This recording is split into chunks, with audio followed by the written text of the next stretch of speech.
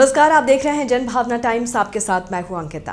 केंद्रीय कैबिनेट से अग्निपथ योजना को मंजूरी मिलने के बाद केंद्र सरकार के मंत्रियों समेत तीनों सेना के प्रमुख भी इस योजना की तारीफ कर रहे हैं, जबकि विपक्ष इसे लेकर सवाल खड़े कर रहा है।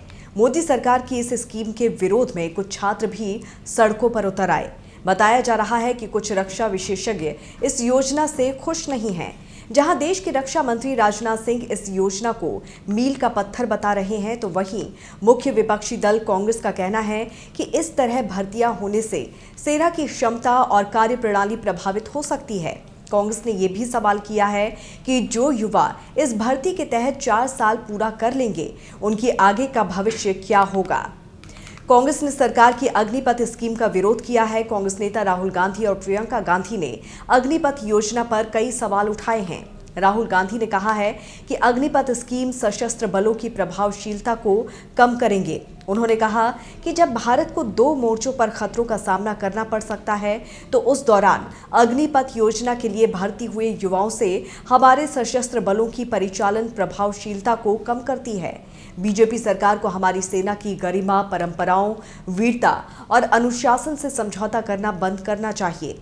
वहीं कांग्रेस नेता प्रियंका गांधी ने अग्निपथ योजना को बीजेपी सरकार का मनमानी पूर्ण फैसला बताया है।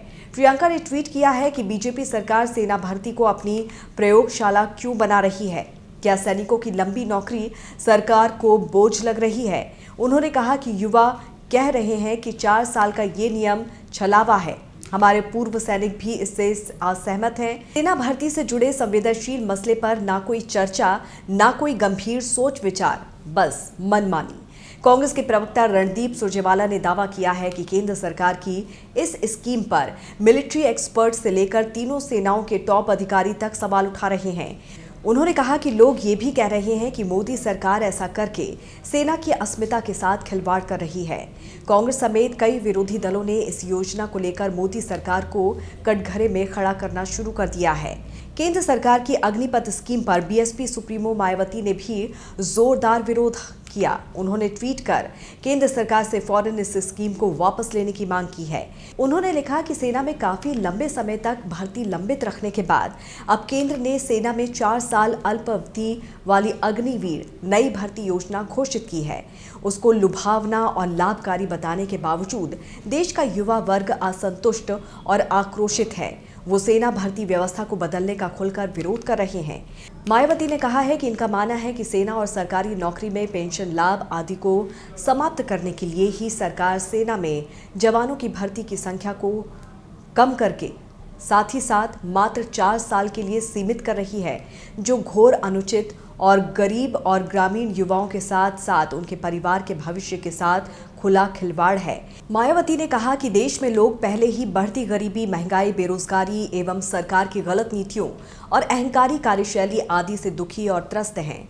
ऐसे में सेना में नई भर्ती को लेकर युवा वर्ग में फैली बेचैनी अब निराशा उत्पन्न कर रही है। उन्होंने कहा कि सरकार तुरंत अपने फैसले पर पुनर्विचार करे। केंद्र सरकार ने पहली बार भारतीय सेना में इस तरह की योजना लॉन्च करने का फैसला किया, जिसमें छोटे समय के लिए सैनिकों की भर्ती की जाएगी।